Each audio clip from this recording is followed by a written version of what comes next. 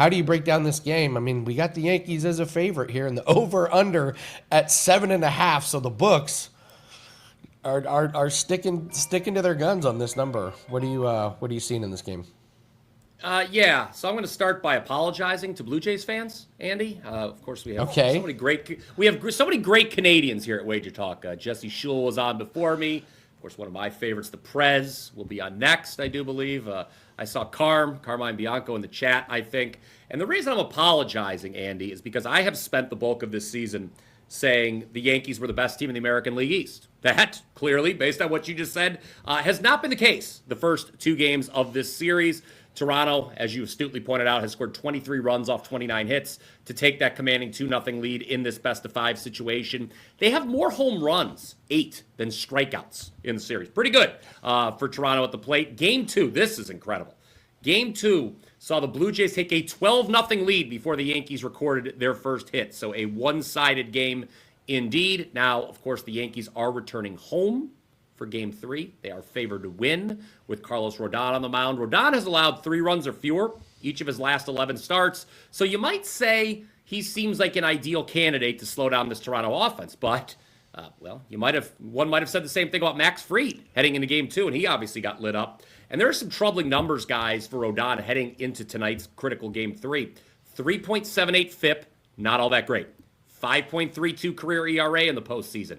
2 regular season starts for Toronto. Rodon allowed 6 runs, 2 were unearned, and had the same number of walks as he did strikeouts. That's never good. Also, Vlad Guerrero, who's obviously been on a tear in this series so far, 6 for 9, 2 home runs, 6 RBIs. He's 10 for 17 lifetime against Rodon. That's not good if you're a Yankees fan, obviously. And oh, by the way, I have not even mentioned yet this atrocious Yankees bullpen, which has an ERA of 9 and a 1.76 whip so far in the playoffs since August 1st. This has been the 6th worst bullpen by ERA, have the pinstripes been. So I'm going to admit here, I'm not confident enough, Andy, to bet Toronto to make it a 3-0 sweep.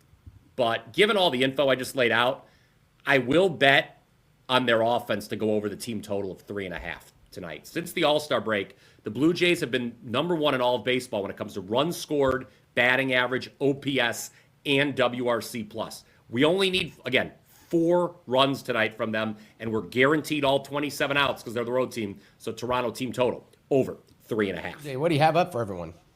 Yeah, just want to go back to the weekend, guys. The weekend started great, Andy. I had my biggest college football play of the season, a 5% max bet. It was Cincinnati over Iowa State.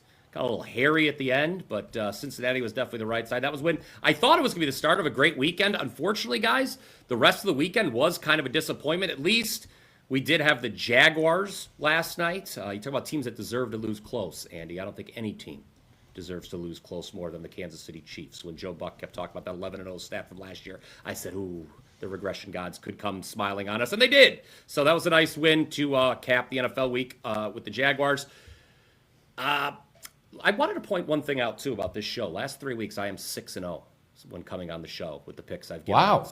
So Blue Jays team total over, which is a client play, a 2% client play, and that play on the Giants. Perhaps you would like to scribble that down on a piece of paper, everyone. And you should also scribble down on a piece of paper, wt.buzz/BP.